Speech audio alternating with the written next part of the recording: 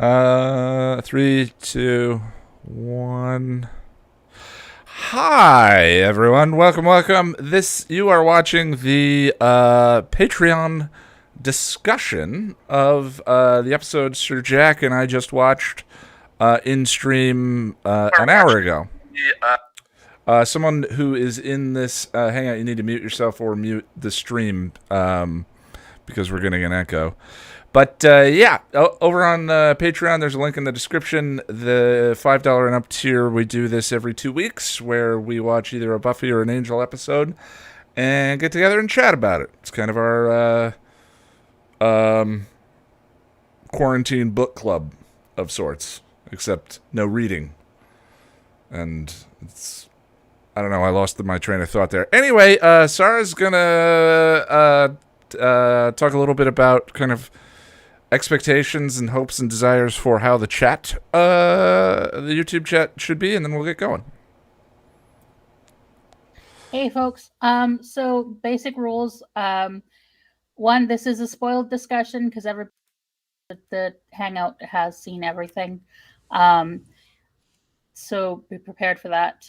Two, be nice and respectful. So don't insult anyone in the chat or in the Hangout. And generally we try to not do the thirst thing either, except for Jack, who, consents to that. Glamour is his passion. Or no, glamour is his profession. What did the shirt say? Occupation. Occupation, thank you. And then the last thing is the chat tends to meander a bit, but Jack and I try to keep an eye on it and make sure things don't get too awkward or off into bad places or things. So if we try to nudge you back on course, please listen.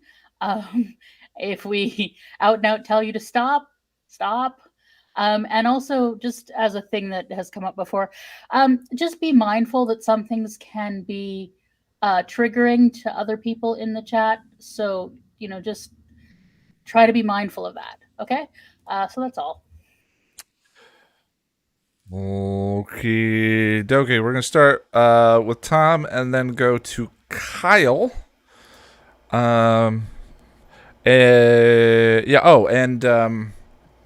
Sorry, I forgot. Sarah and Jack are the mods for the YouTube stream chat, and they also have a podcast called Sex, Muppets, and Trauma. Muppet, Sex, and Trauma, Ian. I was there. I had it. I'm sorry. We are watching the TV show Farscape episode by episode. Come on over and check us out. Yeah, and we're having a wee little event that Ian's going to join us for on the 6th, aren't you? Yes. But why don't you tell everyone what that is? At least I hope you are. You said you'd mark it on the calendar. Yeah, I did. But I did, yes. We are introducing Jack to some DS9, and also Ian, who's watched very little of it, so we're going to watch Duet. So if you've ever wanted to see Ian watch DS9, if you've banged on about that in the comments, now's your chance. Oh, you know what I just realized? I am the Buffy fan who refuses to watch Angel when it comes to Star Trek The Next Generation. Star Trek The Next Generation was one of my favorite shows of all time, changed my life, defined my tastes, and I was like, yeah, but DS9's not that, so I can't get into it. That makes me sad. Okay, Tom. Hi. Hi. How's it love going? DS9. DS9, I think, is the most consistently well written of the later Treks. It doesn't have as many highs as the Next Generation, but it doesn't have nearly as many lows as the Next Generation either. Yeah, well, I mean, if you remove seasons 1 and 2 of Next Generation, that show should be studied, because seasons 1 it is studied just like all the rest of the things we talk about, but seasons 1 and 2 are so bizarrely different in flavor than the rest of the show. it's so strange, that series. But we're not here to talk about Star Trek. No, but although we can, Tom, we're here to talk about you and whatever you want to talk about. But the episode we did watch was Redefinition. Yep. Which I'm interested in. What do you think of the episode? Thoughts about it? I enjoy it a lot more than I remember I enjoy it. Because that's a good way of putting it. Yeah, there's a lot of scenes that I enjoy in it. I think in some ways, the whole doesn't come up to the sum of its parts. If you know what I mean. Yeah. What other we've watched? I feel like we've watched other episodes recently that are kind of like that, where it's we maybe The Trial is an example of we liked all the it has lots of good bits, but it doesn't have a unifying identity. I think The Trial is a better episode than this one, even though, I mean, first, like, on the table. Mm-hmm. Obviously, it has one of the most memorable scenes in the entire series. The sequence with Darla. Right, with Merle. Yes. Merle is a showstopper. He steals the entire scene. Game over. Perfect review. The fire sequence is beautifully shot. It has just the right bouquet of gorgonzola. The cheese is just right there with Angel smoking a cigarette. Which is the Star Trek equivalent of beards. You know, if they have a beard or a goatee, they're evil. But that's all I ever remember about this episode. Whenever I think about this point in the season and this particular bit, would you agree with that, or sort of like? I mean that is definitely the defining scene. But I every time I watch it, of course, I'm reminded of how much I enjoy it. I always love it's a kind of a gross scene, but I always love it when Drusilla and Darla come into the room with with all the demons fighting, and the guy says, "I ain't never heard of you," and Drusilla rips his ears off. It's just like that hits me every time. And then she looks at them and weighs them because they're not quite the same size. If that were, I just want her to hold it up and say, "Have you heard of us now?" But that's an Angel line. That's not really a Drew line.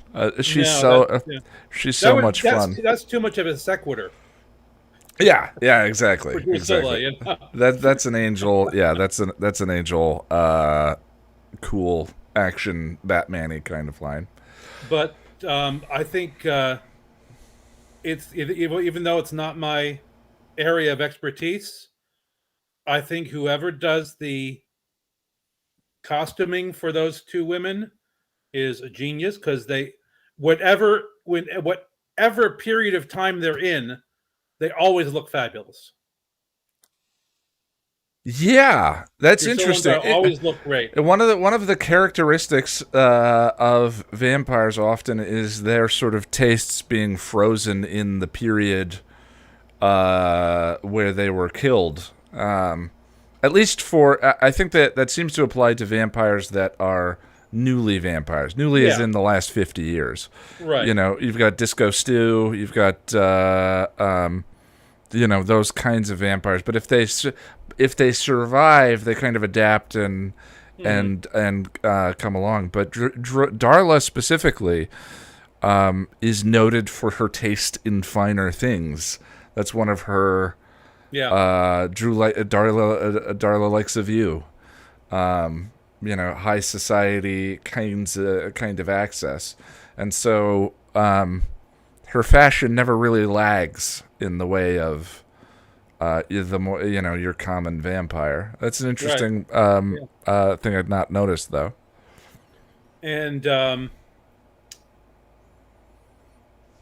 I think I don't know if they planned it this way, but it seems like every single woman in this episode has amazing eyes. Maybe eye makeup that's done brilliantly, but it's just like their eyes are all captivating. I mean, Julie's, Juliet's, Lila's, Cordy's, Virginia's, just everybody, just like. Yeah, I don't know. I feel almost as though my review for the next few episodes, this is going to be the perspective by which I have these conversations now, so I apologize, is I almost feel like it needs to be, these next set of episodes need to be considered all the way through Epiphany. And the idea of whether or not because something was set up in Reunion, right? Something very specific was created with Reunion. That was not. Lonnie is the one who highlighted for me the difference between. We apply the term cliffhanger sometimes where it doesn't specifically apply. The end of the episode was not necessarily a cliffhanger, but a game changer, where he fires the team and nothing is the same after that. But it still is a complete story, even if we're left kind of wondering, well, where does everyone? That phrase will never be usable again. Where do we go from here? Was this what they had in mind? The Jack and I talked about the Batman sequences in this one. Yeah. Being sort of glorious cheese, him backspin kicking a punching bag off the wall, and the voiceover and the sword and all of that. And then the next 2 or 3 episodes occur. And then you get Reprise, which has sort of a journey climbing a mountain pinnacle sort of thing, and is a deliberate anticlimax. And then Epiphany resets. So it's almost like there are so many interesting ideas here, and I say all of this because the composition, down to the makeup of Darla and Drew, to me implies power and organization, and they're the new people, they're the new bosses in charge. When Lila and Lindsay come into the office, the two of them are sitting there and they are wearing dark colors, the dark professional colors or whatever.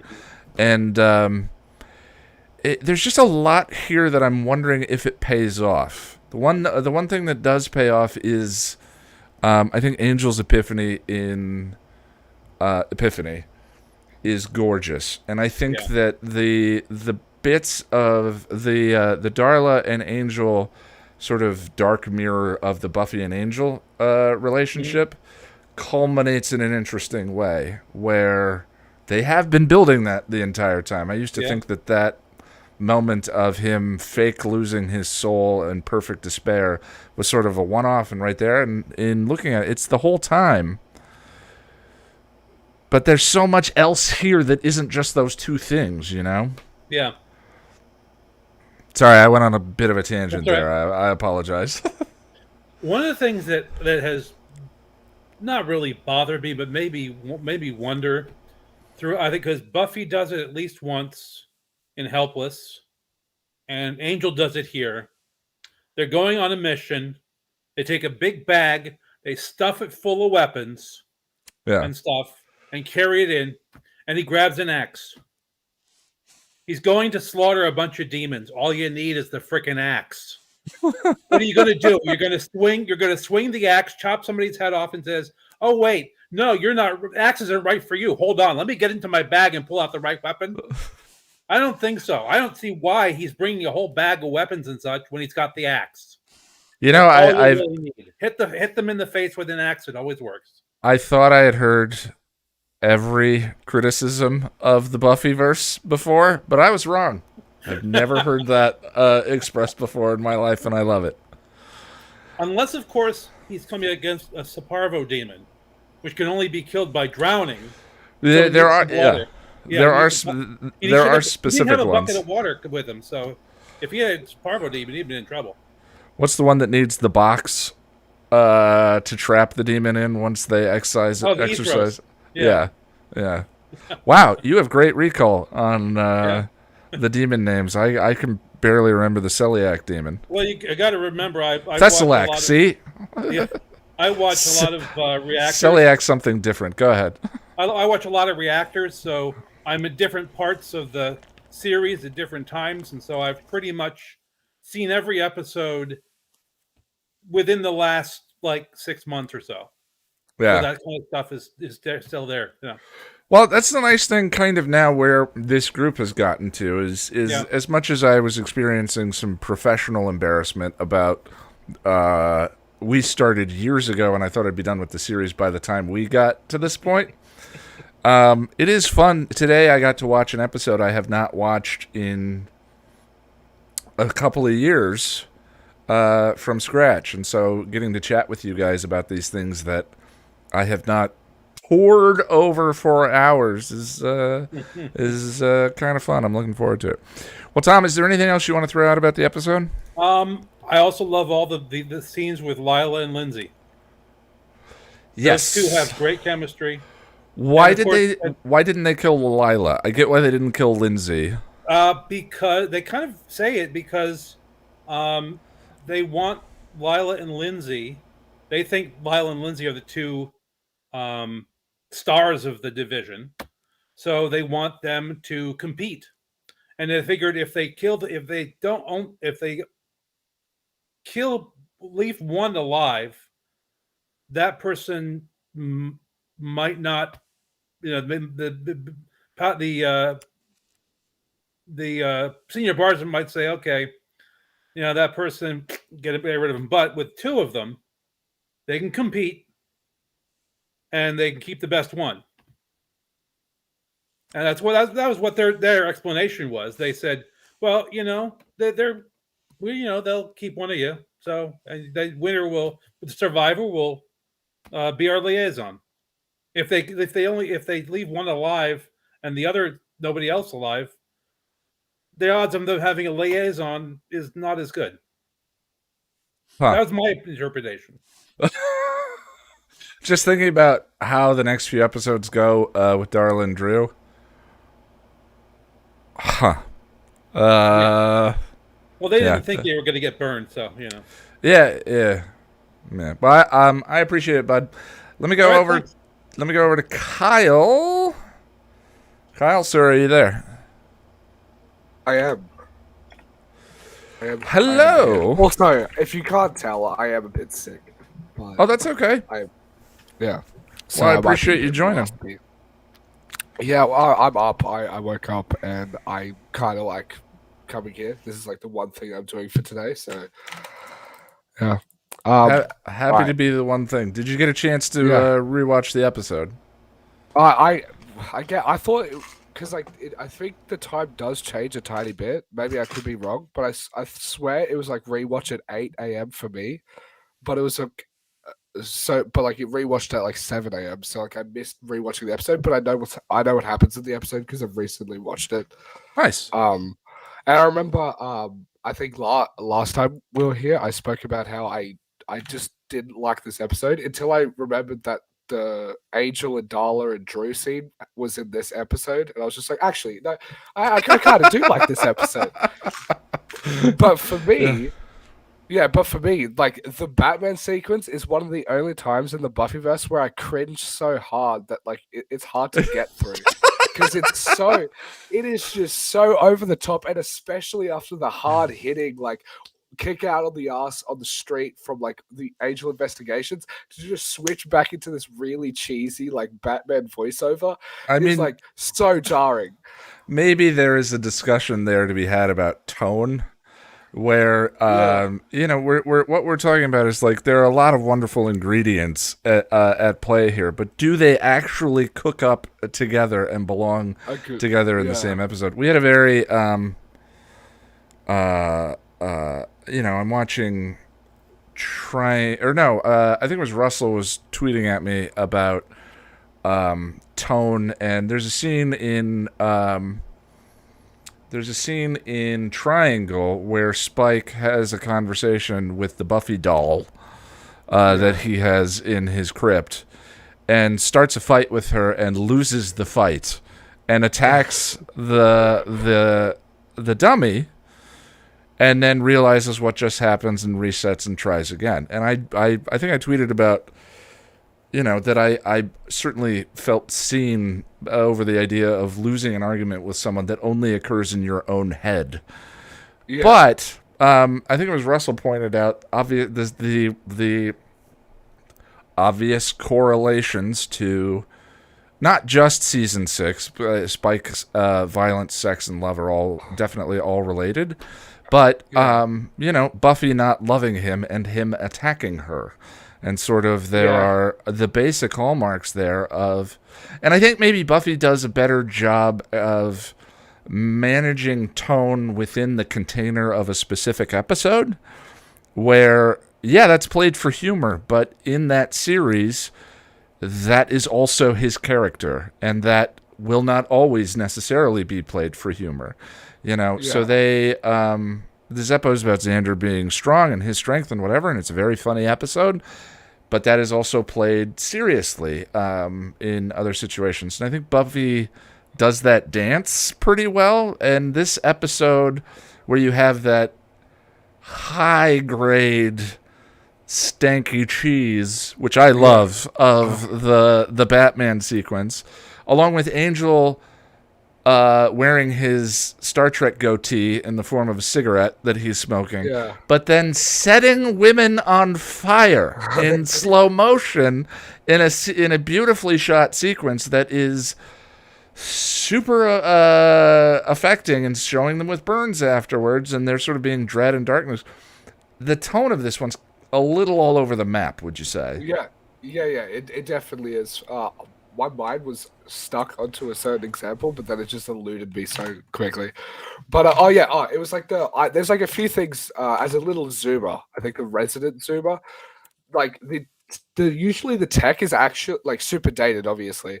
Yeah. But like I swear Buffy does a decent job of making the show feel timeless, where they don't use the computers that often and use like really cringy stuff. Like I remember, like the one thing that comes to my mind is they used the term Google back in like 2001.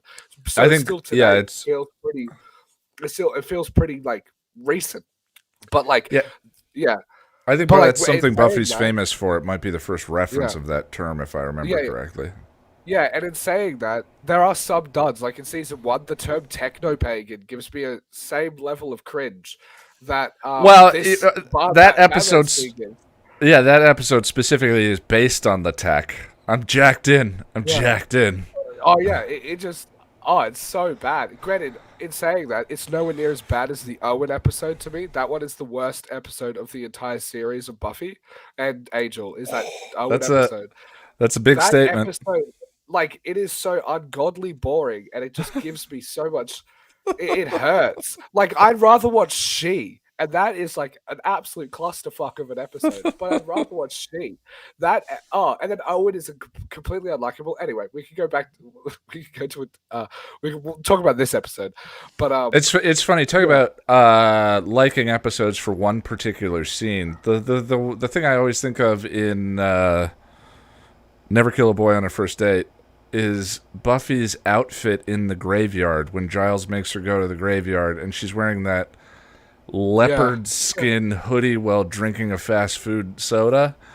And on rewatches, when you're rebinging the whole series, you got to find reasons to watch certain episodes. Her outfit in that scene's kind of the reason why I like that. Is adorable and not specifically timeless, but for me personally, like, I'd rather watch Teacher's Pet 10 times over than watch that episode. The scene in Redefinition, so the fire scene in Redefinition definitely is a stunner, but sort of like, where do you fall on the rest of the episode? The one question that I kept asking Jack is, tell me the plot of Redefinition. There's like Angel's Batman, and then he goes full Joker at the end. I guess that's the. I don't know. Like I remember last time I like at the end of the discussion, I was just like, oh, I hate the next episode of Angel. And it's because I do, apart from that one scene, which is one of the most iconic in the series. It's like up there with like the doors closing and that sort of thing. So it's just like, apart from the burning Drew and Darla as being like incredibly dark, the rest of the, which by the way, totally is really fucking weird to be like this really cheesy Batman, and then the end of it just like switch on a dime to like really dark stuff. I guess that's what they were going for because it is Batman turning Joker type deal. But like, it's almost totally a sequence like the art of the scene is sort of outweighing the logic of it. Yeah, we care about the characters. It's super fun. Like we're very invested in these stories and the emotions of these stories. But if you sit back and think about it, but why? It's a lot like the wait, whose plan is what now that I brought up in the last one? Like, why isn't he what? Did he expect that they wouldn't be able to put themselves out? It's very confusing. Oh, did he want them to die? Did he just want to torture them? Like, what's like the... And there's not really any resolution to that. We never know. The pursuing the One Ring, the actual Lord of the Rings fantasy adventure journey that he goes on in Reprise starts is a deliberate anticlimax because that's the whole point of the theme. And then it sort of leads into Epiphany. But all of this, Sturm and Drang of this episode doesn't really go anywhere. I have two extra points. One is that season 2 of Angel, I did like a average. I went through it, did really nerdy stuff. I did like an average score of what I thought on each episode of every single episode of Buffy verse, and then averaged out the seasons to actually think like, because in my head I was like, oh, I might have a season that I think I like more than another season, but let's really find out by individual episodes and doing an average of the scores. And I found out that like season 2 like of Angel is above every single Buffy season apart from season 5 and season 6 of Buffy. And the same with season 3 of Angel, and season 4 of Angel is better than every other season of Buffy apart from 5 and 6 of Buffy. Which I found interesting, and I think that's because I know a lot of people talk about the slumps of the next few episodes, like with Thin Deadline, Happy Anniversary, that's Blood Money. But like those are a lot more enjoyable to me than like the slump that was in season 5 of Buffy, like that Drury. Yeah, the Drury trilogy is tough. But again, acknowledging of course that they all had every episode has moments we all enjoy. And of course, leading with the utter subjectivity of and fruitlessness of figuring these things out. But that's not the point. It's the journey of the conversation. We're never gonna get there. Oh yeah, and my last point is like watching this and watching back season 2 and stuff like that. I'm watching the series with my friend, and we just finished season 3, going into season 4. And we take massive breaks in between, and I just missed the presence of Lindsay in season 3 and 4 so much in Angel that like watching this, like I was just reminded how much of a delight Lindsay is, and I thought like. I like season 4 lacks whimsy, and I think that's because Cordelia's character is just mangled to a corpse. Yeah, I mean, also, we were talking about the necessity of her in a show like this for the tone. Yeah, but like also, I think you could do that if it was Lindsay instead of Lila in that situation, because there would have been at least some whimsy. Because Lindsay is a bit more like. He has that charm a bit more than like Lila, who is like a bit more like I'm just like evil. She has charm, but I was like wondering like how different would have season 4 been if Lindsay didn't leave in season 2 and it was Lindsay that died instead of Lila in season 4, and like how that would have changed in like the impact of like the season. Well, and they probably could have balanced the Cordy stuff a little bit more tonally, saying nothing of acknowledging the terrible stuff that happened outside of the season itself. Yeah. But Lorne feels tragically underused to me in that season, where clearly they loved him as a character, but didn't always know how to write him into episodes and plots. So the one whimsical episode is like Spin the Bottle, and that is just a really good episode. Yeah, I think that's the only Joss episode that season too, and speaking not of the person, his episodes do tend to be have the highest whimsy quotient and to be some of the most fun in the series. Yeah. With my final point, and this is just unrelated, is like despite saying all of that stuff with like season 4 lacking whimsy, it is still I think my second favorite season of the entire Buffyverse. So, like, I'm a massive season 4 defender, but yeah. Well, I look forward to the discussion. Every opinion is welcome. Yep. Well, all right, bud. Appreciate it. Let me go to Jen, and then I'll go over to Lauren. Jen, are you there? Yes, I'm here. Hi. Hi, Ian. Hi, everyone else. I really don't got much to say about this episode, so I'm going to use that for something else. Okay. I mean, this is good. I think the problem with this episode is that there's too much going on. All the parts are there, and they all make sense, but they don't work because there's too much going on. You've got too many highs, too many lows, and they're not flowing between each other. And none of the stories, Buffy almost always interconnects their stories between the Buffy and her supporting cast. Mm-hmm. Ain't doesn't always do that as seamlessly. They tend to let Cordelia go off and do her own thing. Let Gunn or let Wesley do their own thing. Well, it's one of the ways that Angel regularly introduces conflict into the plot, and I think it is one of the worst. Putting Angel at odds with his own team and breaking it up is something they go to over and over again. The one season in Buffy that I can think of where that was a thing was Buffy season 4, and that also happens to be one of my least favorite seasons of the show, because one of the joys of both of these shows is the chemistry and interactions between them and the way they support each other in conquering external conflicts to the group itself. And so that's always been a struggle. What you just pointed out has always been a struggle for me with Angel the series. Buffy does it as well, though. It just does it in a different way and a little bit more organically. When Buffy does it, Buffy pulls away from Buffy's had a trauma. Buffy pulls away from the group, as in season 2, or season 3. Buffy's had a trauma and she pulls away, or season 4, with them naturally separating, trying to find their own thing in college, which is a natural part of a lot of people's college experience. That's one of the reasons. I think Josh came into Buffy knowing what Buffy was going to be. He may not have expected it to last anywhere near as long as it did, but his basic premise is growing up and dealing with the problems of life in metaphors through demons. Where Angel, he liked David Boreanaz, he liked the character, but he didn't come into it with a great plot. Yeah, I think that is. I think he and David Greenwald actually copped to that in the pilot commentary for City of the very first episode of the show. They talk about when they started the series. They didn't. Joss himself said he didn't fully understand Angel's character, and so a lot of the plots were deconstructions of Angel's character, which is why the group breaks into pieces a lot of times.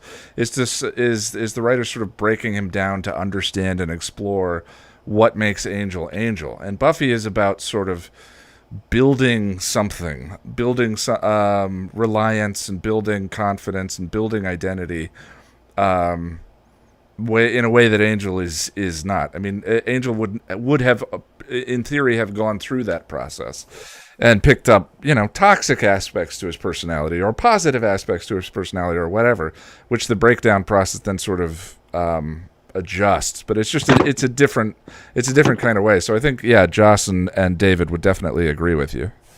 Well, I know they'd agree, but the fact still is that they never. They do the same thing all 5 seasons of Angel, which tells me that they, at no point do they ever fully understand the character or the show they have. Usually you'd move past that by, okay, maybe repeating in season 2 or whatever. Like, every season of Buffy feels very unique in, like, different milestones. Angel doesn't feel like milestones. Angel because of conflict behind the scenes and other things, it doesn't mature the same way. The series itself really doesn't mature till season 5, the last season. Well, I mean, I'm not sure I agree with you, but in terms of the characters, I think you can see more. While it's a little harder to track an Angel because stoicism is not necessarily the greatest characteristic for a leading character. I think that you can track character growth and change in the supporting ensemble quite a bit. Wesley's tailspin. I think Cordy matures into a fascinating character before season 4. So I think, but I think that partially that's because I think the writers understood those characters more than they understood Angel. As sort of time went by, where, you know, as you said, knowing Joss understood Buffy in a way that maybe he didn't with Angel. Oddly enough, though, this episode sort of gave me a more defined theory of where I am with the sword canon. Okay, hit me. Well, I said the last time that I think that the soul is basically just your impulse control. And I still agree with that, mostly. But okay. I'm also looking at, like, Angel and Spike are more alike than either one of them would like to admit. Okay. Both of them are very passionate people. Even pre getting either one of them turning to vampires. Williams was focused on being obsessed about a girl that didn't interest him and his mother. I mean, Spikes was being obsessed about a girl that wasn't interested in him and his mother and poetry and all that other stuff. Well, Angel draws. Angels, they're both artists. Angel draws. Angel felt stifled at home and with no direction, and he was from a society that he honestly wouldn't have needed a real job. So how is he let out? He gets drunk at a bar and acts out with his father. He basically is doing teenage rebellion, except even at that age, he didn't look like a teenager. Well, I thought the wig was very convincing. But no, like, Angel was basically doing the mid-20s version of teenage rebellion still, where Spike was more stay-at-home, but they were both passionate individuals. Then each of them get a soul. Spike, his churn didn't really happen until after he kills his mother. And he really gets introduced to Angel. Well, Angelus, who encourages his passion with Drusilla into very creative ways to destroy things. Yeah, I'm with you. Angel does the same thing. That's what he did with Drusilla. His creativity was him destroying Drusilla. His creativity was what he will later on find out comes up with Holtz and his family. Like, Angel has his own creative. He's Angel, so he's more serious about it and darker. But come on, what guy? He's creative for the fact that, like, he shows up his way to bully Buffy. He doesn't kill her. No, he draws pretty pictures of her and her mother and leaves a little lovely notes. That's poetry, even if it's dark poetry. Yeah, you're talking about the driving inadequacy that shaped the monster for the both of them, and I think sort of Angel's driving inadequacy was sort of that he was never going to amount to anything. So once he became a monster, the drive was to be the greatest monster that he could be. The art of being the monster. Where Spike's, it's almost like killing is sort of incidental for Spike. You know, he's not. It's all about the passion and the hedonism of existence. Yeah. But when you get to Spike, the way both of them deal with soul is actually a lot more similar. It's not as different as everyone makes it sound. It's the fact that even they are different people, so they're expressing it different ways. But Angel, he gets his soul and he goes all remorse. Spike does a bit of remorse, but Spike's not that person because Spike's more of a live in a moment person. Where even as Angelus was never a live in the moment. Right. Angelus is very much the planner. I know all versions of him are very much the let's plan, let's do this, we have a goal, we're gonna, whether it's planning for comfort or planning I just want to have fun. Angel's a planner and Spike lives in the moment. They are not so different, and Angel is not the exception. Spike and Angel actually are very similar. It's just because both actors portray their characters so vastly different. It seems like it on the surface, but when you're cutting down to the core, they are a lot more similar, both with and without the soul, and as people. Yeah, I follow. Well, I do need to move on, Jen. Is there? I know you said you didn't specifically want to talk about redefinition, but was there something else you wanted to point out before I move on to someone else? No, that's pretty much it. I was going to go off into because, as I said, my rewatch of this made me think, because I'm looking at Darla. Sorry, me of names.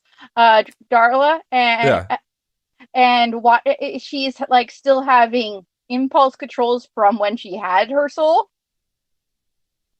and that's sort of where my train of thought came from, was watching Darla try to cope with the fact that she's lost her soul, had her soul back, lost her soul again, that, and the flashbacks. That's sort of like that. That's where my train of thought came from for the Angel and the Spike one.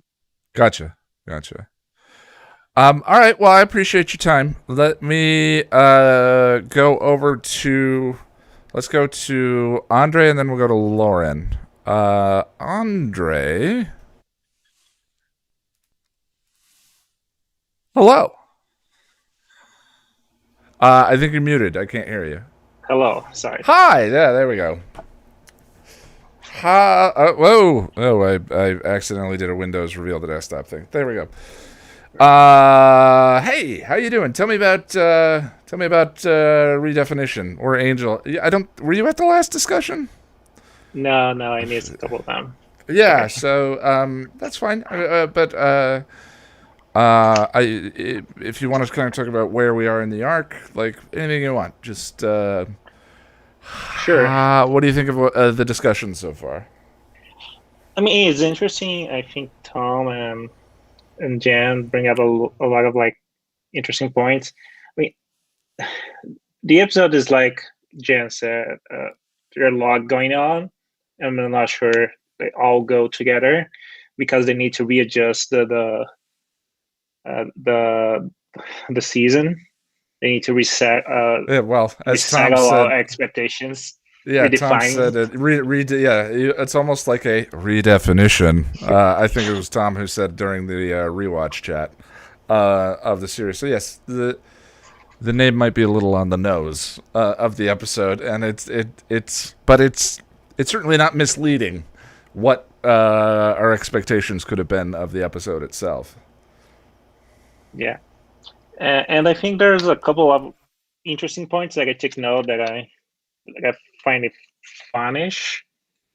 So I think the cigar on the last scene, it's a callback for like Angelus when he first turned back in season 2 of Buffy. It is, yeah.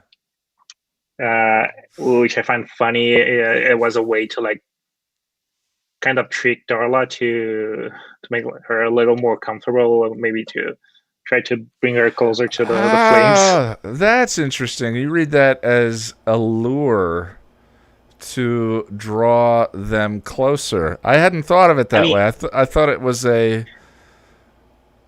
like that. I thought it was more of a just kind of a wink to us, the audience. But there's a lot of winking going on in this episode.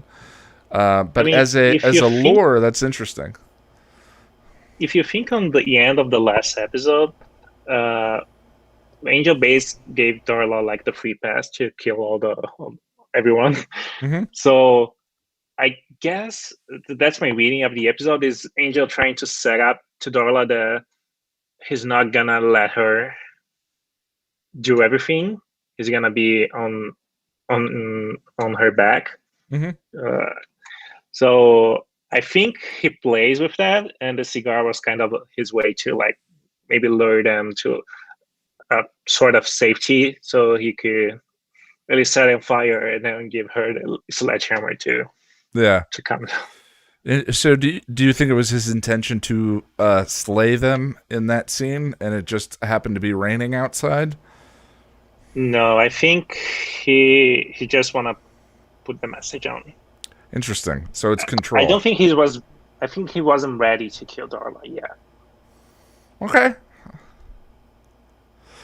The other funny thing, that when the Angel gang, since we're now Scooby gang, choose to play "We Are the Champions," so we can count as a champion reference. Yeah, it definitely is going to get the champion counter. Since they became the champion afterwards, so it was a kind of funny, like, to say, oh, we don't have Angel as the champion, but they're still like the team is still the champions, even though without them. Yeah, actually, now that you point that out, I do love that the use of that song as a way of, sort of redefining their mission, that they don't need him at the center of it, that they can be the champion, even though the thorough beating of that word for 5 seasons I find exhausting. It's like, were they avoiding hero? What were they avoiding? Champion is so specific, but I do like the use of that song. I picked up the reference itself, but thinking more about it as them sort of redefining, like, Angel wasn't the champion, we are the champions, I think is both cute and effective. Yeah. Again, music meaning way more in Angel than music means in Buffy. It's interesting how musical a show Angel is, especially because of Lauren. That's true. Lauren brings a lot to the table. Yeah. And the last interesting thing that I took from this episode was, I think Angel always do his monologues, like he started narrating what he's doing when he's alone. So like the first episode, Seed Off, he's narrating the first half, at least I think until Doyle appears. And this episode, after he breaks up with everyone else. So it could be just like a narrative way for them to present like the inner thoughts of Angel in an easy way. But it could be a way for Angel trying to reclaim the power of his narrative. So, well, you mentioned the cigarette before as sort of a wink and a nod to both a wink and a piece of bait to Angelus. The only other episode that has David Boreanaz doing voiceover is Passion, where he was Angelus'd in that episode. And so him doing voiceover here, to me, seems, again, like another kind of wink and a nod to him being a mix of the two right now. That there's an interesting take. He also could be like Angelus by his nature was alone, so he's always trying to reclaim his narrative through his ways, though different than Angel. So that's my particular read from those. No, I like it. From the noir narrative. I love, though, that as someone pointed out in the rewatch chat, yeah, but Angelus would be having fun. That's the big difference between the two of them. Is Angelus enjoys being Angelus.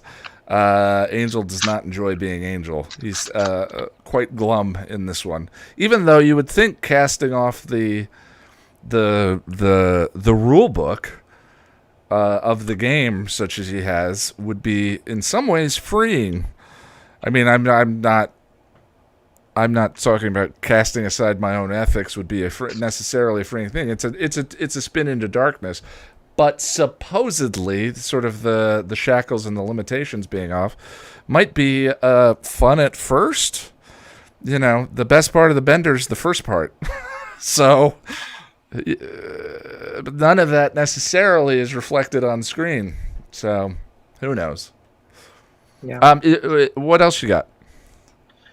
I mean, that was the point. I enjoyed the season 2 of Angel up to now, and I don't recall a lot of those next episodes, so we kind of reviewing them. Well, yeah, the next 3 are Angel season 2's dreary trilogy. In my mind, Blood Money is a bit of a step up, but compared to the run to get here, and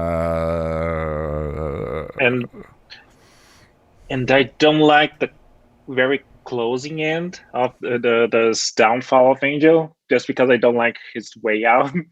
But that's a very personal reading of the. Sure.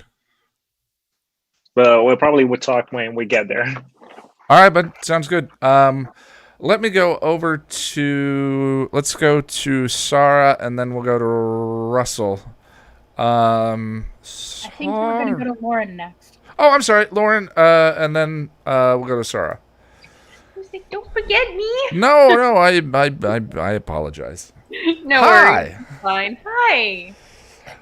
Hi. You know the drill. Yep.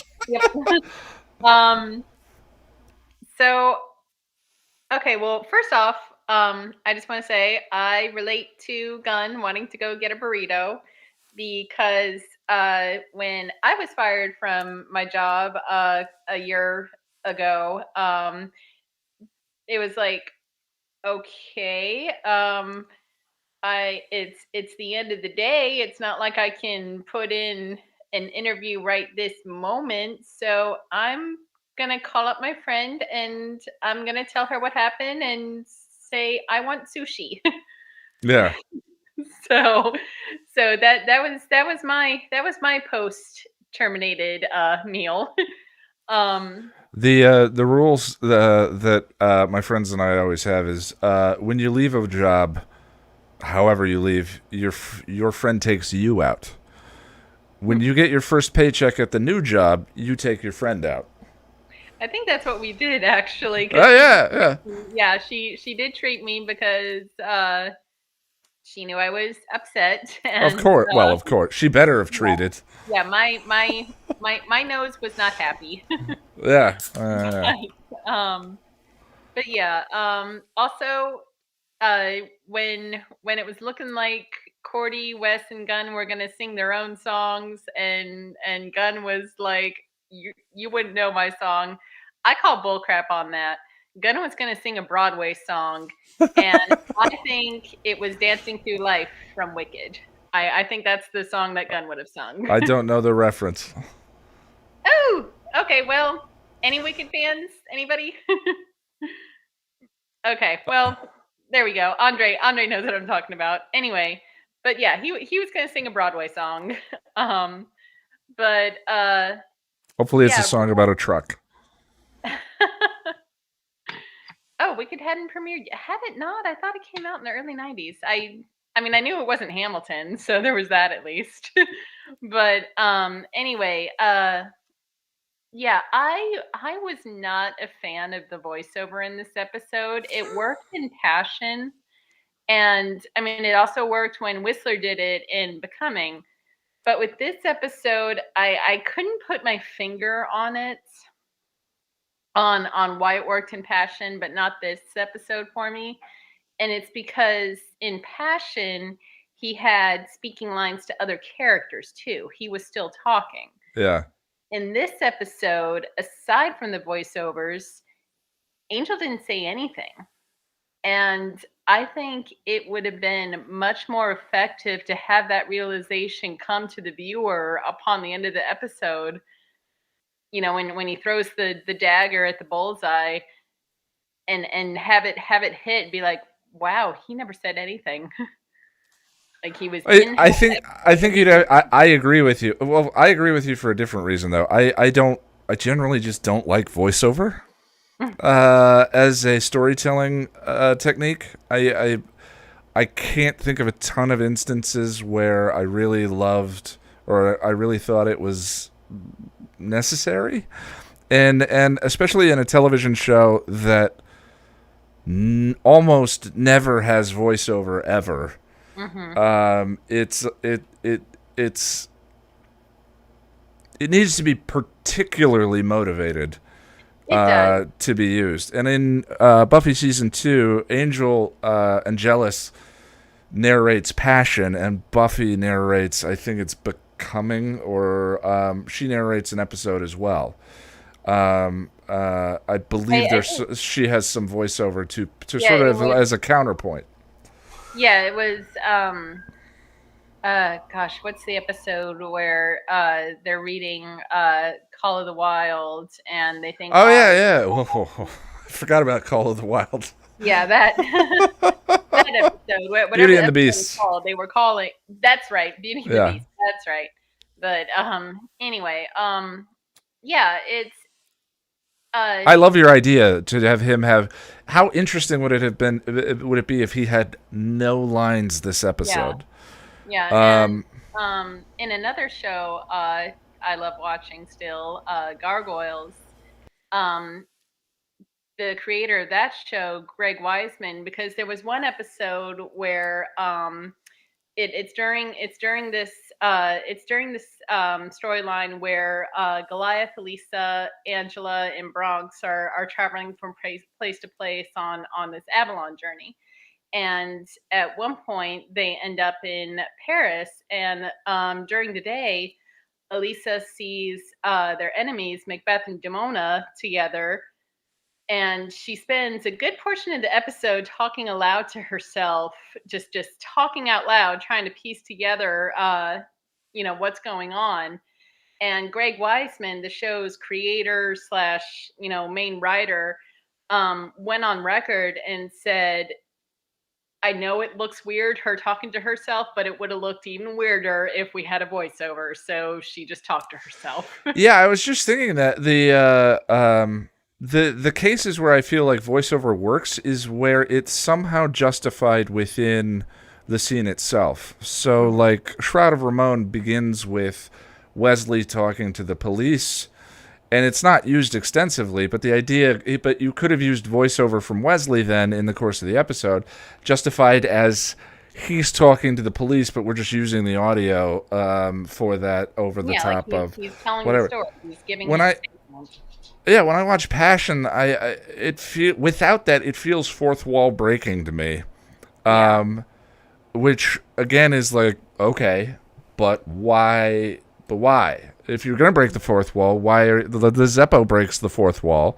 The Zeppo is meta by design, but voiceover that isn't sort of justified to me just feels like accidentally fourth wall breaking. As in, who is he talking to in Passion? Is he talking to Buffy? Is he talking to us, the audience, which means that Angelus knows there's an audience watching the episode? And that, I think this one is fine in that it works sort of as inner thoughts kind of going on. But just in general, I think voiceover is easy to do poorly and tough to do well. Yeah. Which is redundant. But anyway, go ahead. Yeah. But another point I found interesting in the with him burning Darla and Drusilla, the episode starts with him burning the pictures of Darla. Yeah. Which I thought, oh, nice little bookend there. Well, and when I was watching Shroud of Ramon and he sets the shroud on fire, I was wondering, he sets the shroud on fire while being under the spell of the shroud. Mm-hmm. So sort of while being dark, being influenced by the shroud itself. But again, a lot of those sort of interconnected things need to add up to something. And the thing that I'm struggling with in the episodes for the remainder of the season is, other than Angel's philosophical epiphany and the theme that I love, that I think is I mean, Buffy and Angel changed my life, and Buffy, it was sort of more of an experience of witnessing her journey, but that sequence in the courtyard in Angel is one of the most powerful and affecting things that I have consumed in fiction ever, where he talks about nothing we do matters, all that matters is what we do. And for that reason, everything leading up to that, it's like, I'm in, I get it, I get his emotional journey, but kind of the nuts and bolts of the plot that I started to highlight in Reunion, the but why, to me, there's just so much here that is head scratching, taken in when considering the season as a whole. There is, yeah, and I mean this episode. I mean, it's not one of my favorites, but it's not one of the bad episodes either. I don't think. Oh no, not at all. Lauren is always a treat. I love him. Yeah, I was totally dancing as he was singing. I don't think that the Behind Blue Eyes effect specifically is limited to a quote unquote bad episode. It's just that sort of iconic scene that is the only thing that you remember from a particular episode is very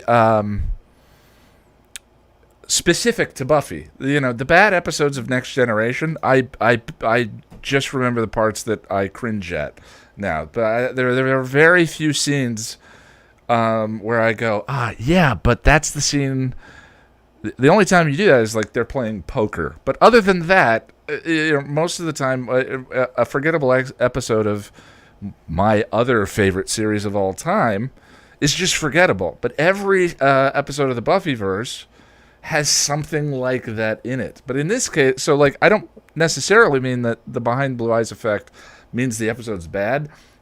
All of this is so competent. There's nothing in this episode, unless you don't like the cheese of the fighting montage or the training montage, but I just love montages because they're cheesy and glorious. There's nothing in this one that I'm like, it's all competent and entertaining and whatever. It just, to me, funny enough, there's no soul to this episode.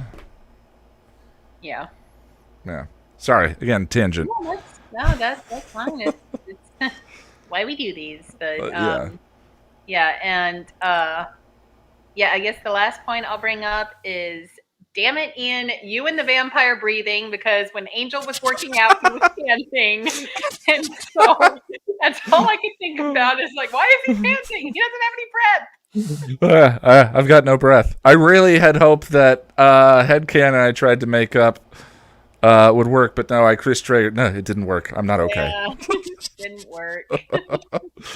If you go and look at the comments section of that video, there are that's one of the things that it's always interesting to see what people in a 26-minute video, what people attach to and respond to the most, because that video is that's the most Ulysses like stream of consciousness thing I've written in a while. There's a bunch of different vignettes in there, and the one that a lot of people attach to is that thing of what is the breathing headcanon, so that you don't have to think about that every time someone's taking a deep breath on screen. All right, Lauren, well, I appreciate it. Before I go to Sarah, I'm going to take a 5-minute break. If you guys want to talk amongst yourselves, I will be right back. I got hungry doggos. It's their supper time. I think will be singing something from Rent for sure. Yeah, why don't you go ahead and give us a sample from Rent?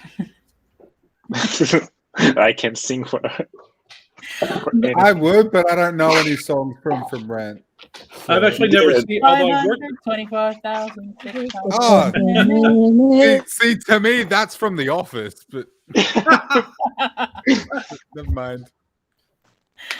I'm a very uncultured swine. Yeah, I the only thing I can think of gun singing is On My Own from Les Mis. On my own, pretending he is near me. I know. I don't know by why, but that's myself what went through by my head. Celine Dion. I do have a very strange connection to Rent. I've never actually seen it, but very early in my theater career, I worked with the guy who wrote it. Oh, wow! He was I was working at a regional theater, and we were doing an original musical called Possessed, the Dracula musical. Never went anywhere, but it did. And he was the musical director of that. He was the musical director of that, and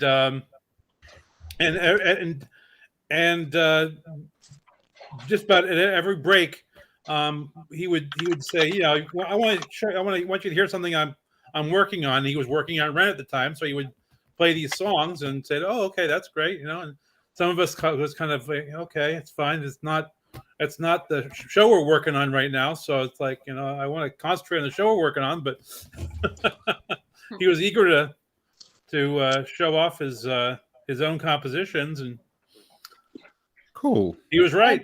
That is very cool. Rent is one of those musicals where the music is amazing and the plot is there. Uh-huh. You could say that. And the people are terrible. All of them. All of them. Except Angel. Angel is a sweetheart. I was gonna say Angel's good, and Collins wasn't bad either. Yeah, he's not real. He's kind of But anyway, remember, don't tell Ian. I have no idea what's going on. I'm just gonna smile and nod. Oh, sweetie, you so need sleep. Oh yeah. I'm okay. Ian, I'm okay.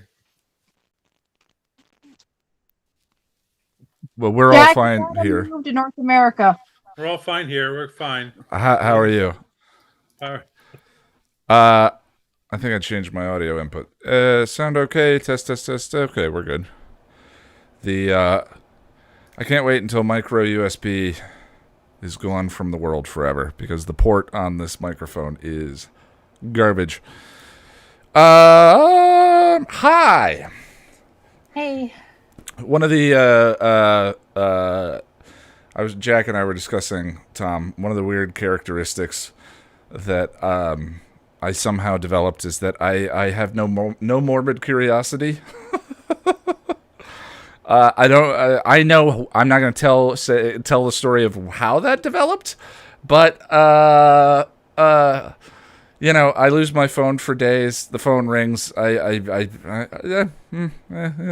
Things will be fine. Like, I just have I don't need to know, but I just appreciate that I was thought of, Tom. So that means the world to me. Thank you. Sarah. Hey. Hi. So I have an answer for the breathing thing. Oh, yeah. What if Angel was lying? What if he doesn't know how to do CPR? Did you leave a comment saying... I remember you mentioned that, but I wasn't in a position at the time to acknowledge that you said that, because I think that's great. I think... I don't think I left it as a comment.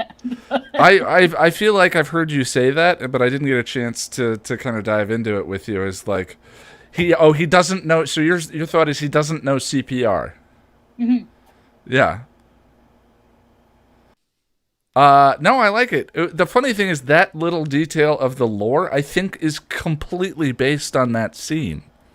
Yeah, it is. It's one of those things where they needed a reason to not have him do CPR, and they made a dumb line. So I just think, well, the line is dumb. Why don't we just say he's lying and doesn't know how to do CPR? It's just, why didn't you have to write that? You could have just had Xander run in. Angel says she's dead, and Xander says no, she isn't. And jumps down and starts doing CPR or whatever it may be.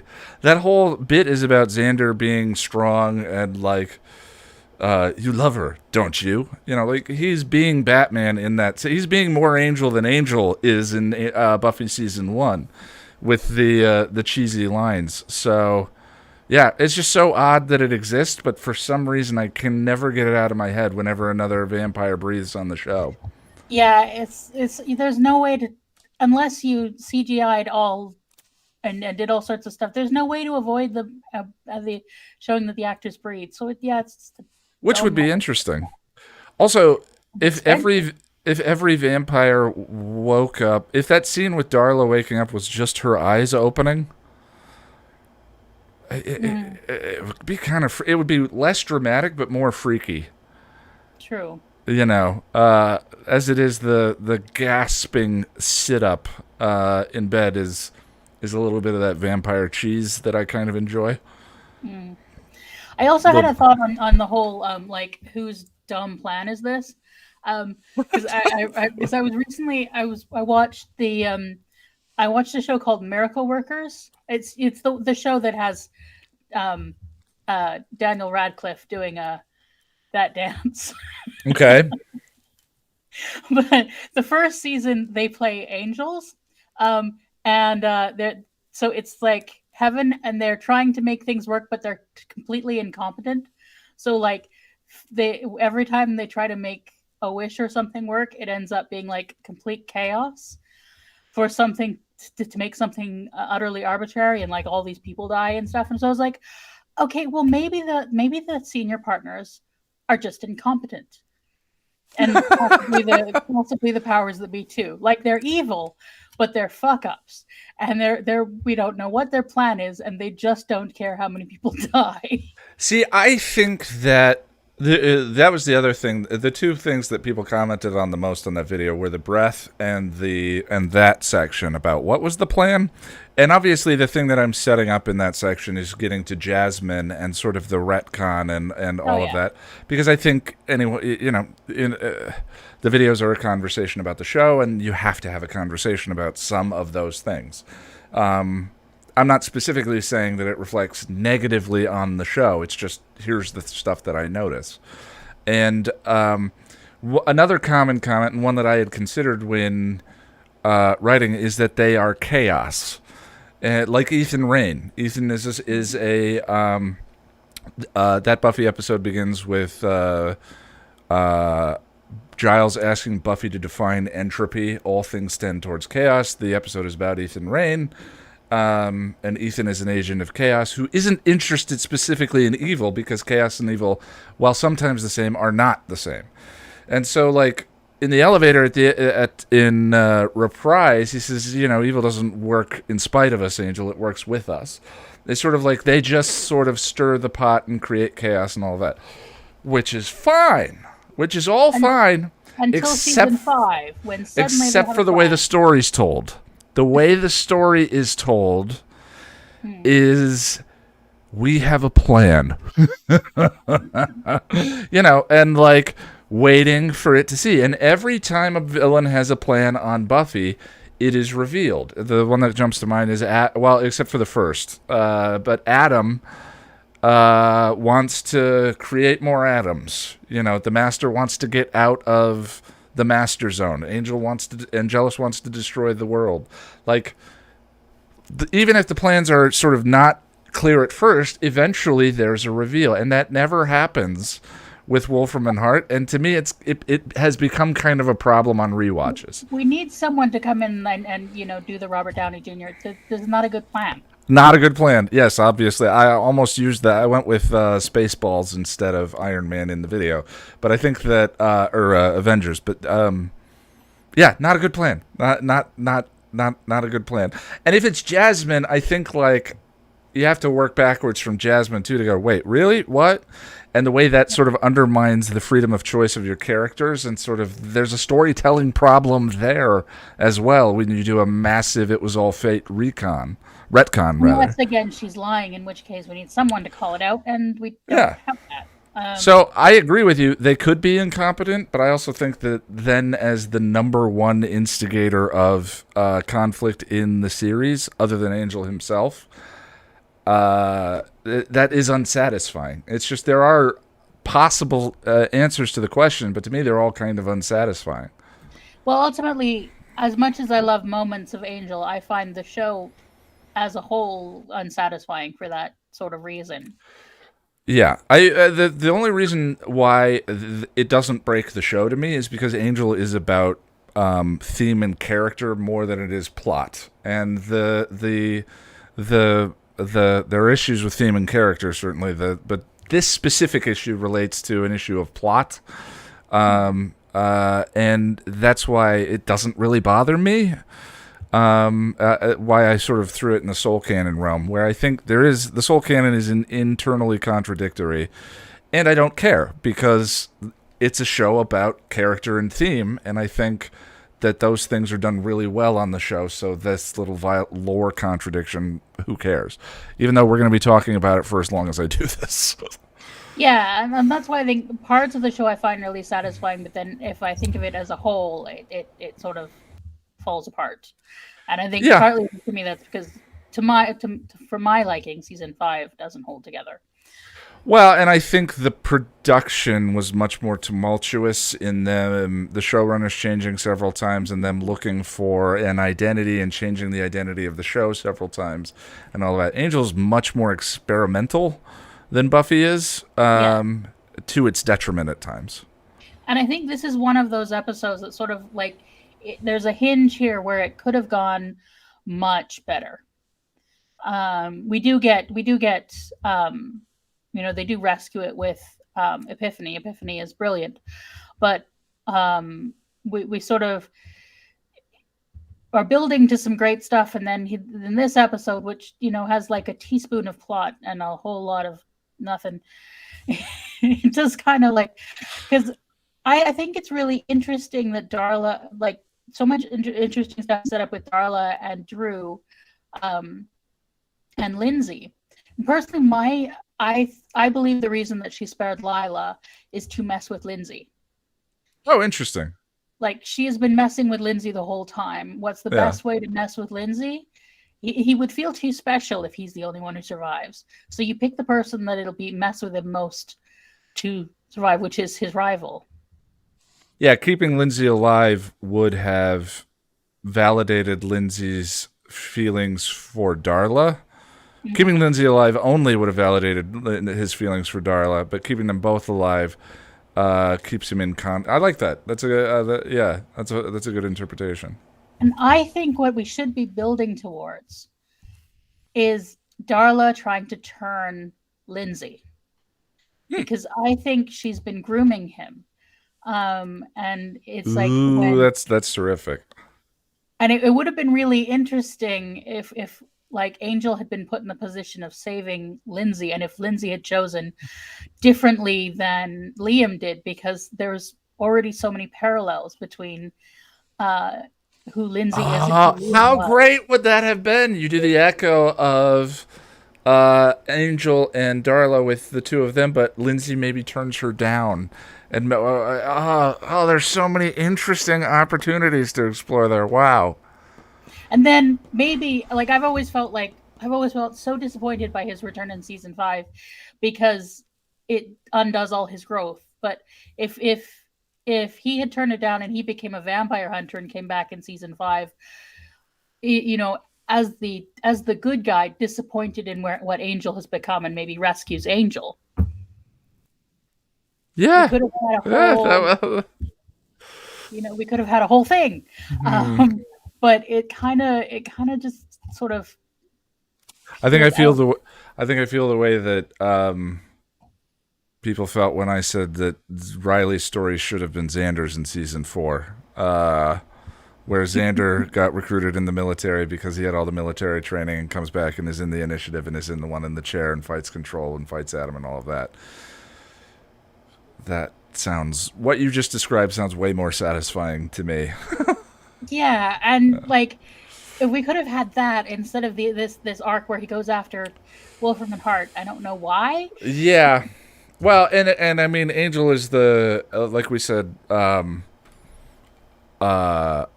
much more susceptible to split arcs, or rather, a split arc, and Buffy wasn't. And the explanation that I've read for it was Sweeps Week.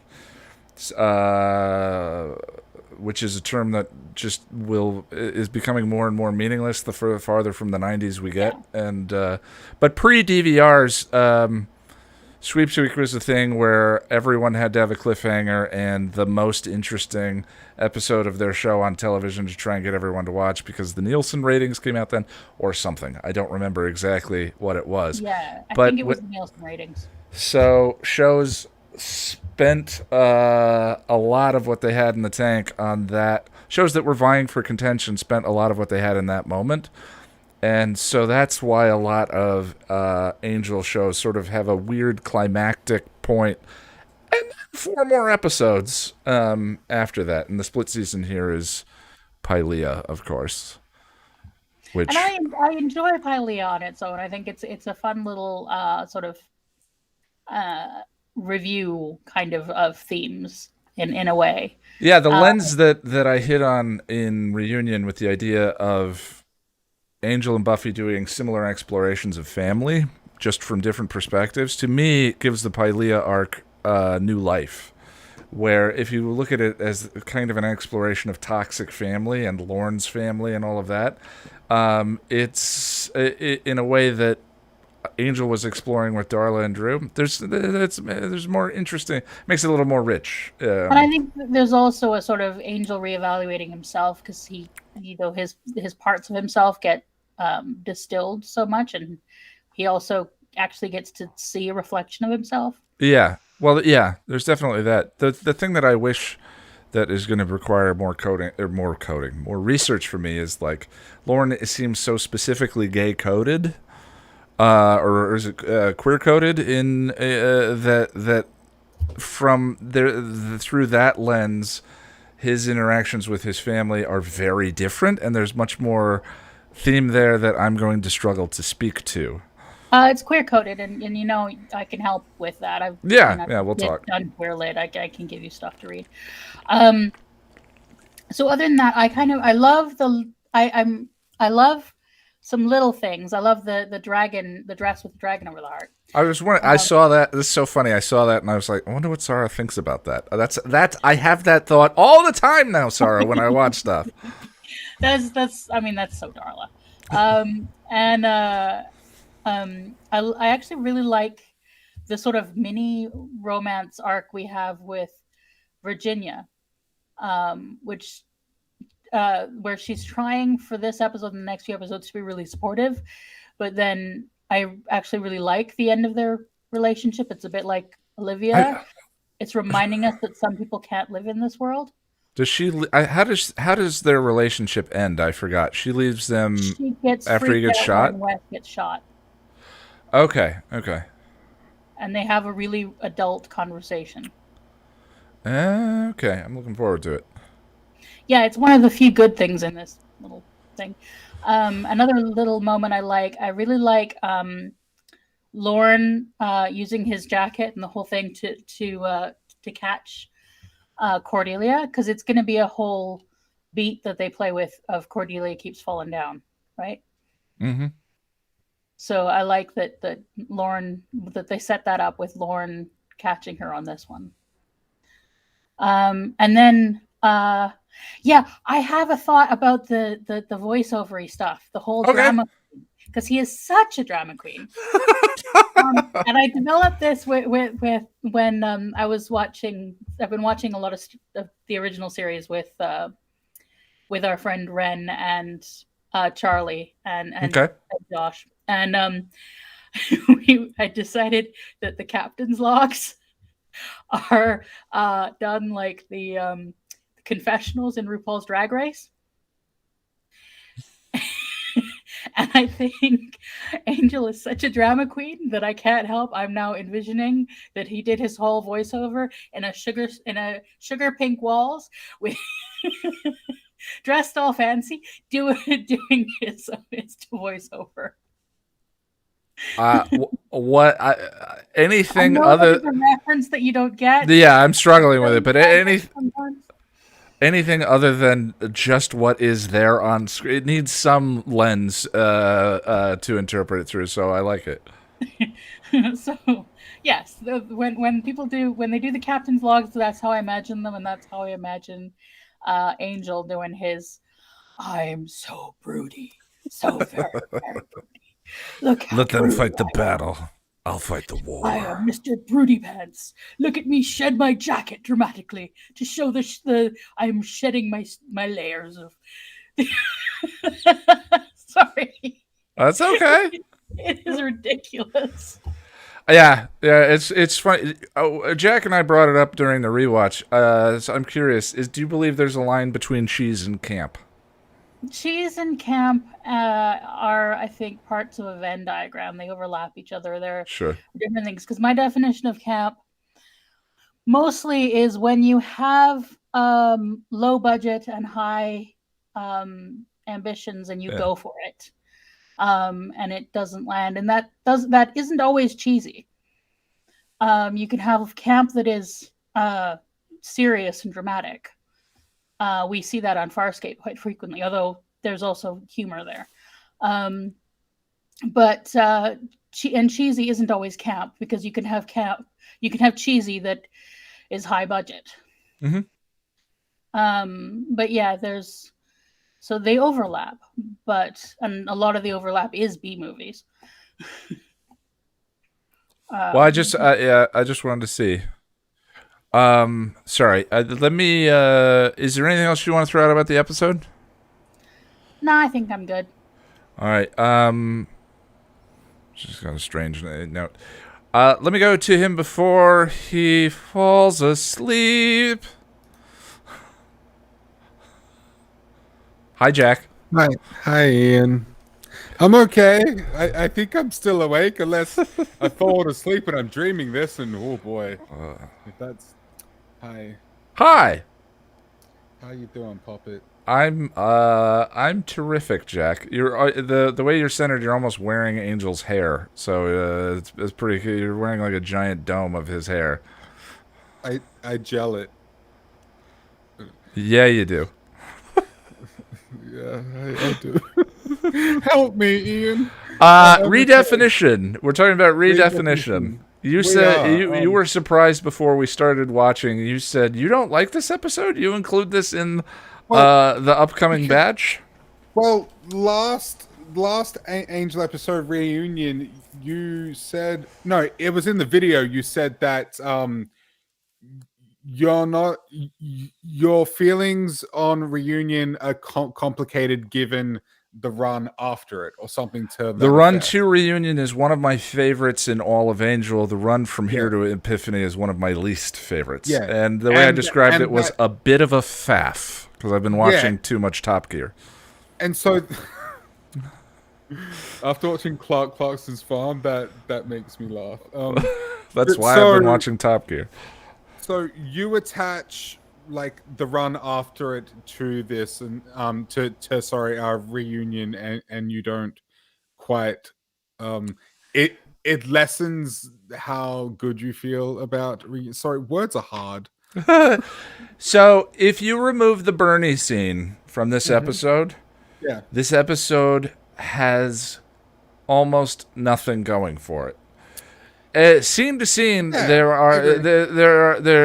is a good scene. Merle's fun. Them singing on stage is fun, but nothing. There's no the only stitch that makes this an episode is the fire scene, where we think of this as the rest of it. It's just this series of scenes with no plot tying them together. It's like we're witnessing the universe. It's just not the characters I want to just sit and witness. Right. Well, I agree and reiterate what Jen and Andre said, in that there's just too much going on here. Look, I've said like a half a dozen times today that I do like this episode, and I do, but there's just too much going on. You have Angel doing his Batman thing, and then the rest of the gang are doing their thing at Caritas, and then Lindsay and Lila doing their thing, and then Darla and Drew are trying to raise an army, and it doesn't work when you try and squish that all together. And they tried to make it work by making some of the plots intersect with each other, but it just ultimately it's almost like you've got a series of news feeds at Wolfram and Hart, and you're periodically clicking a remote between them, and that's all that's actually going on. Is that now we're watching this news feed now, but there's no story. Yeah. And the thing of it is, like, I tried to acknowledge up front the whole idea of like good episode, bad episode, whatever is just utterly subjective. When you're like. An episode is not a good story. An episode is not a whatever. It's a container, and inside of it, the creators put whatever the hell they want to, right? Right. So the fact that there's no story here does not make this a bad episode. No, it just is. Go ahead. Yeah, like well, like I said before, like I love that cigarette scene so much that it then makes me say that this is a good episode. Sure, I know, and I think interpret things differently, and that's fine. I think that's perfectly and completely valid. But I don't necessarily dislike the other scenes, but they're just not as good, and they're kind of dull in comparison, because we have this incredible, resonant, like cold, dark, awful scene.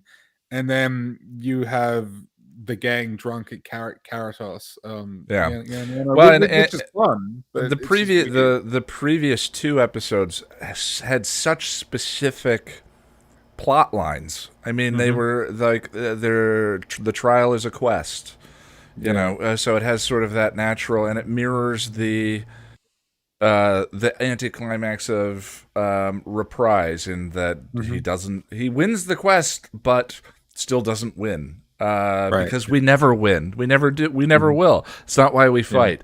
We do it because there are things worth fighting for, which is what this entire thing is about. The thing I love is like that little bit of philosophy in gingerbread is fantastic, but it's in gingerbread. And so to take that bit of philosophy and build the season around it, I think is really wonderful. And this is all that conversation between the two of them played out through these events. You know, the scene in Epiphany is a restatement of that bit in Gingerbread. So, but like it's the thing I just want to be clear on is like I'm not any arbiter of taste. I'm not passing judgment on anything. Me like, like someone enjoys this episode. I think that's perfectly. I'm also very used to people hating the things I like. It just happens to me so much, so that's fine. But well, you're a rebel, Jack. Of course, baby. I'm a rebel. I should be wearing a leather jacket.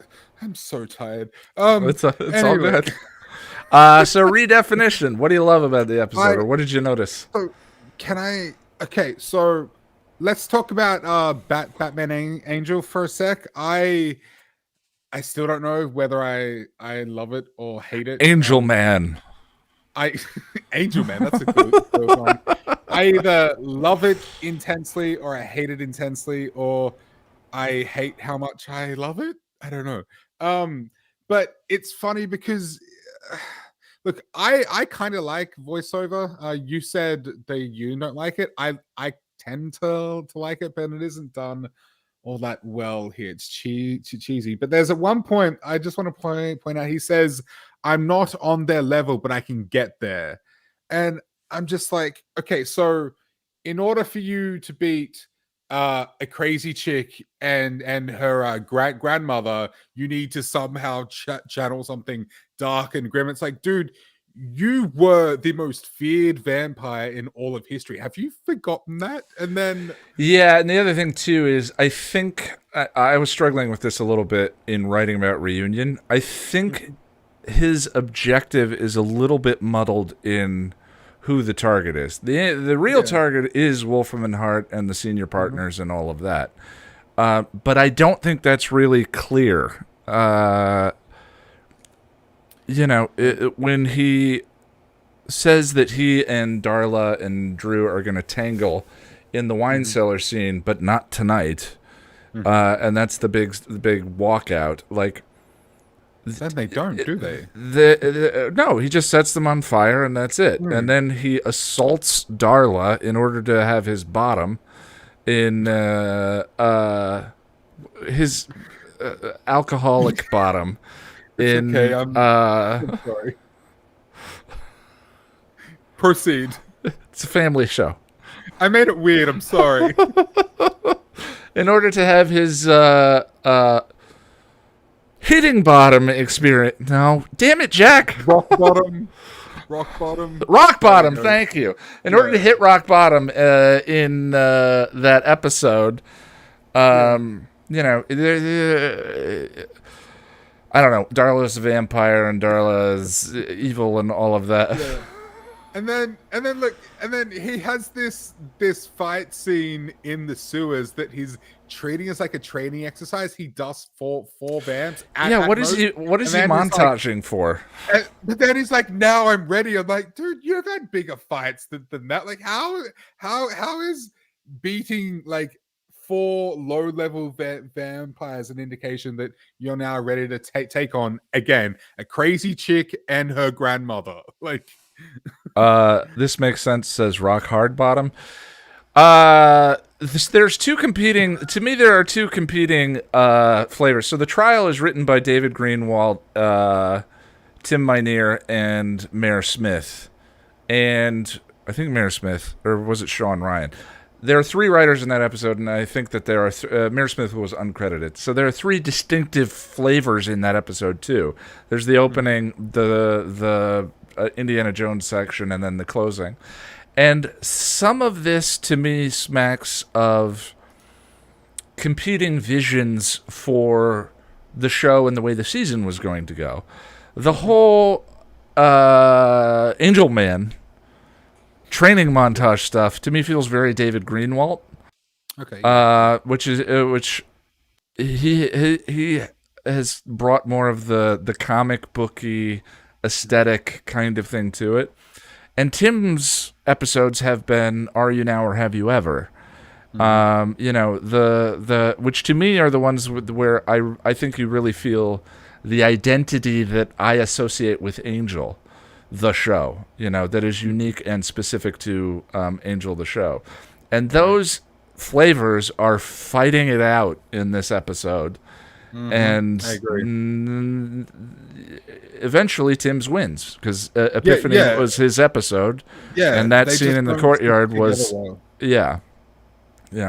But I think those you really feel the competing visions of creators in Angel, where Buffy was much more unified under Joss's. Yeah, I agree with that. Maybe like the writing was more fractured or something. I don't know. Yeah, season 1 of Angel is very Batman, and that's all David Greenwald. And then it goes away for most of this, and then there's that huge dose of it in this episode, and then it goes away again. There's a little bit of it in Blood Money with his fighting the Traveler guy, and then it's kind of just gone after that, I think. I think so. Yeah. I think. Yeah. So just 2 more little things. Okay. Even though I didn't remember the joke until I saw it again last night, I think it's probably one of my favorite jokes in the entire show. At the Demon Fight Club thing, the demon says, "I ain't never heard of you before," and then Drew rips his ears off. That is just so gross and disgusting and hilarious, and I love it so freaking much. And lastly, now I don't know whether I'm misremembering, but I believe it's in the scene with Lila, Lindsay, and Drew and Darla. They're in like an office at Wolfram and Hart. Darla says we plan on being big players in this town, Drew and I. Isn't that the same thing Spike says in School Hard, where he says something very similar? I could swear, or maybe I misremembering. I remember him saying we're moving in. Drew and I, we're moving in. but I don't remember. Okay, I don't specifically remember. And again, that's another thing that doesn't pay off. There's so much in this episode that just doesn't have a payoff. They're going to be big players. Well, they don't. I mean, I can't even remember what happens until Darla gets pregnant, and that's not for a while. The other thing that, I mean, the thing that I've been thinking about as we've been talking about this is everything up to reunion is pretty tight. Mm-hmm. You know, the repetition of the mirror motif, everything up to it feels pretty motivated. Almost every episode restates that whole structure in either Are You Now or Have You Ever or Judgment, the idea of the mirror and you're reflected in the people around you and separating and all of that, and the exploration of family and it's so the everything up to reunion is so tight. And then there's this episode, which is a hodgepodge of elements, and they're all interesting sort of individually. But I would say the individual elements are tight within themselves, but they don't piece together. They just don't. They're not from the same show. They just don't fit together. But as individual pieces, I think that they're fine. It's putting them together is the problem, I think. The thing I wonder, we have no insight into the writer's room or any of that, but the thing I wonder is, like, was there some mandate to change the show, or the arc wasn't working, or whatever it was? Yeah. Because this feels like such a... Why did they need to redefine? Like, from the perspective of who are these characters after Angel fires them, that's fine. But the show itself feels like it's being redefined in this episode. Yeah. And I just wonder why. I wonder what was... Maybe there was something going on. Who knows? Yeah, that's really interesting. Yeah, I guess that's all I got. But thanks, man. All right, man.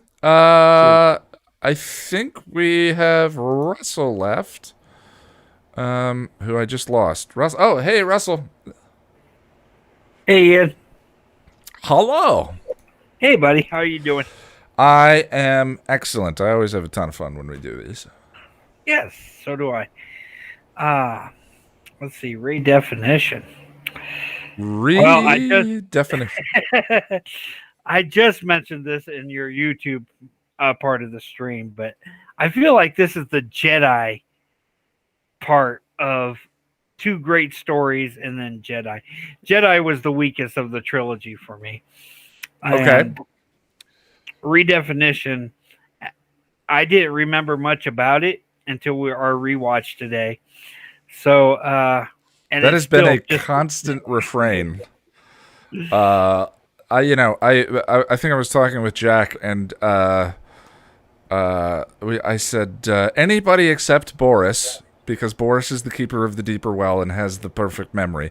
What is the plot of this episode? Other than two people catch on fire, and I think that most people would struggle to kind of explain what is going on here and what So yeah, I it's interesting that you. So you think in terms of that trilogy analogy, do you see this as a trilogy with the trial and reunion? Yes, I do.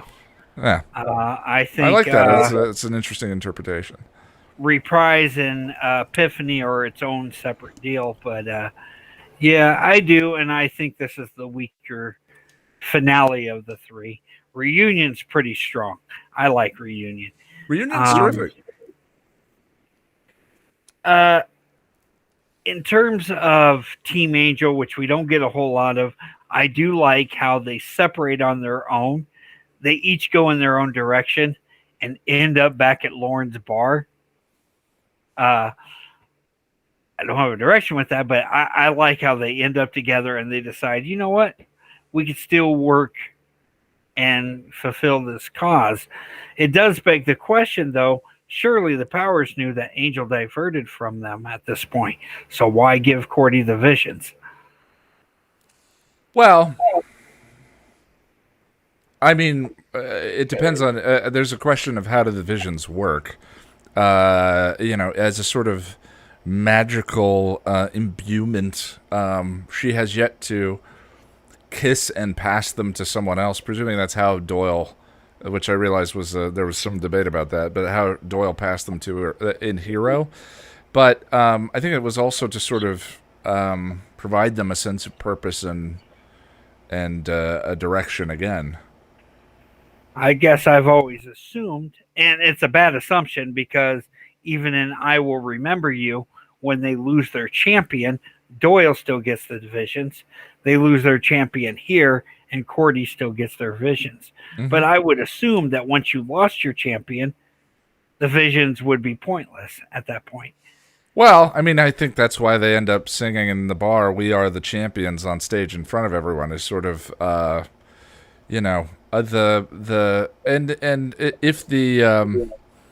if the powers are playing a long game here, then perhaps they realize that Angel is going to circle back around again, or whatever it may be. But I don't know. I don't know the answer to your question. Another question I have is, really doesn't matter, but it's just one that you think about when watching this. Is that guy at the end that appoints Lila and Lindsay, is he supposed to be the representation of the CEO of Wolfram and Hart, or is he just another player? We never see him again. I think he's just another player. Oh, okay. Which is kind of another problem with the episode. Eventually, I think it's in the next episode or the one after, you get the new director of special operations, the bald guy with the glasses. Yeah. Who will be around until he isn't again. Because someone needs to be there giving directions to the team, or to Team Wolfram and Hart. See, and one of my reservations, I wouldn't say problem, but reservations, the wolf, the ram, and the heart become literal when we get to the Lorne arc, that little mini arc at the end of season 2, where they put the books together and Wesley goes wolf, ram, heart. But yet everything up to this kind of suggests that Wolfram and Hart is just the evil inside of people, as opposed to being an actual manifestation of a being. Does that make sense? Yeah, I think what you're trying to do is parse the finale of Reprise. There are the literal plot levels that the story exists on, and then there's the theme, and then there's sort of the backing philosophy. And I think that sort of Earth being the home office and Wolfram and Hart not having any actual senior partners, or whatever that scene actually means. Angel thinks he's descending into hell to fight the actual devil, who will be the boss of Wolfram and Hart. But evil works in every one of us. The world doesn't work in spite of us, Angel. It works with us, because evil is in every person on Earth, is sort of the theme of the elevator sequence in Reprise. But parsing out the actual lore and sort of, wait, how does Wolfram and Hart work? Especially once you get to season 5, is a challenge. If anything that relates to the Pylea arc, I think we can sort of, not discount as, but sort of sum up as magic alternate universe. But when talking about this reality and all of that, it gets a little dicey. Yeah. I do like Darla's comment referring to Angel. Who is he? He's not Angel. He's not Angelus. Who was that? And I honestly had no problem with this on my initial watch until we get to Reprise. And it feels like after he and Darla get together and he comes back like he's losing his soul, that fake out, like it reinsouled him somehow. That's where I have the issue. It's like he was sold the whole time. So what changed? He had sex with Darla, and so what changed? Yeah, the whole him being in agony and the storm happening outside, just like it did when he lost his soul in Innocent or Surprise, to me is kind of an audience fake out. It's a bit like the coin. It's not even the coin from A New Man, or not A New Man. It doesn't matter. The coin was where we talked about it. It's. I don't know that there is a grounded explanation for his physical agony and the storm and all of that, because, again, if his soul has left him at any point, then there is no arc. Thank you, Tom. Yeah, the replacement. The arc is based on Angel having a fall here and finding his way back. But if you remove his soul, then essentially none of it applies, because he's incapable of making other decisions. Either because he's not the same person, or because he has no conscience, so he's acting purely out of id. He has to have a soul in order for him to have a fall, which means that sequence where he sleeps with Darla and then has this shouty moment in the rain makes zero sense from the standpoint of the lore. Yeah. It's just a fake out for the audience, where we think he's about to lose his soul, and that's the moment that he regains it. Other than that, I think Epiphany is terrific. Yeah, Epiphany is great, and we'll get there when we definitely get there. But when I think of Epiphany, I also think of this episode in particular, just given how dark Angel goes. But up until that point, I can justify his behavior. Like, there's just nothing left in me. And he is so consumed with meeting up with Darla and Drew and dealing with Wolfram and Hart, which, again, I like Holland Manor's speech to him later on. Holland, thank you. I've been struggling to recall Holland's name. Yeah, no problem. I think the last note, aside from the Buffy episode, The Crush, that's going to be the last Juliet Landau modern day appearance of Drew, and that's kind of sad. Yeah, yeah, she goes the way of Ethan Rain. I mean, she comes back in the flashbacks, but I wish they would have done more with her character. She is by far one of my favorite villains in the Buffy Angel verse. Well, it's something that they're just so good at, is creating characters and sort of landing good actors to really embody the part. Drew is a cut above many of them, but it's an ensemble full of characters that you could build whole shows around. She's amazing. Yeah, yeah, but I mean, like, Ethan Rain is in 3 episodes, I think, and Halloween, Band Candy, and A New Man. Oh wow! What am I missing? Nothing. It just feels like he's in more. yeah. That's how compelling he is. He feels like an integral part of the universe, but then just kind of disappears. He's in the comic books, sort of, but the comics to me are sort of a different realm. So yeah, I agree with you. It's tough. Touche. The Dark Age. Thank you, Jose. This is one of my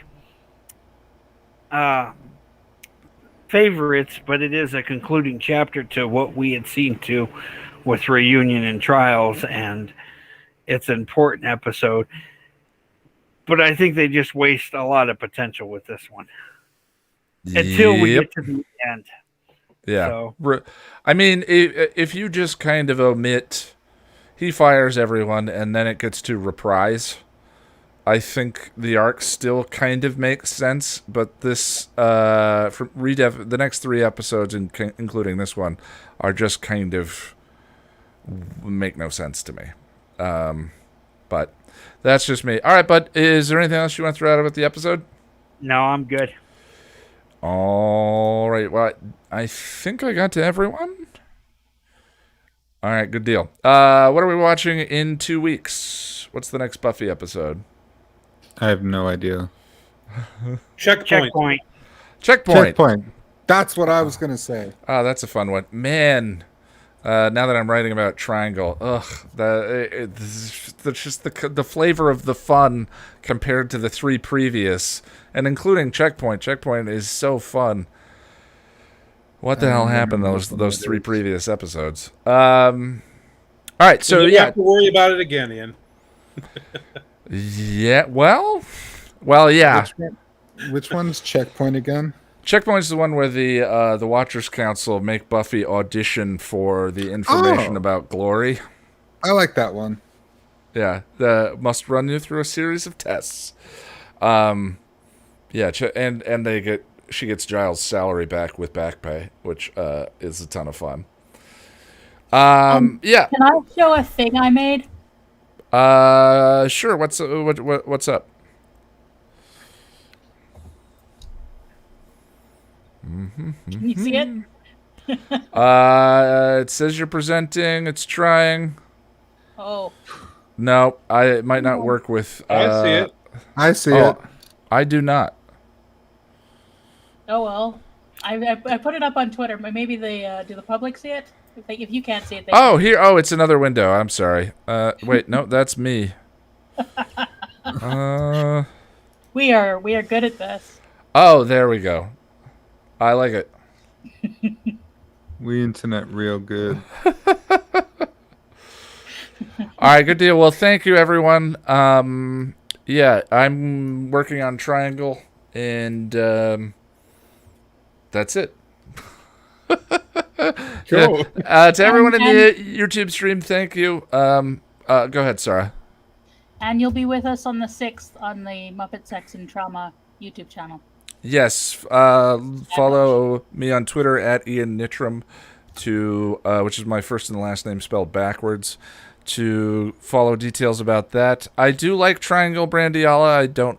I didn't mean to give you the impression that I don't. I'm very happy to be writing about episodes that are not listening to Fear Shadow and the other one. Yes. Ian, real quick, I think there are probably some donations. Shouldn't we give everybody a dance of superiority? Capital superiority. I will fix the buttons one day, but I appreciate it. Or maybe I won't because it's. Will you? No, I might not. Sorry, buddy. I love you. All right, let me let you guys go. I appreciate you. Time. Thank you, everyone in the YouTube stream. We'll see you in 2 weeks. Bye. Bye. Bye.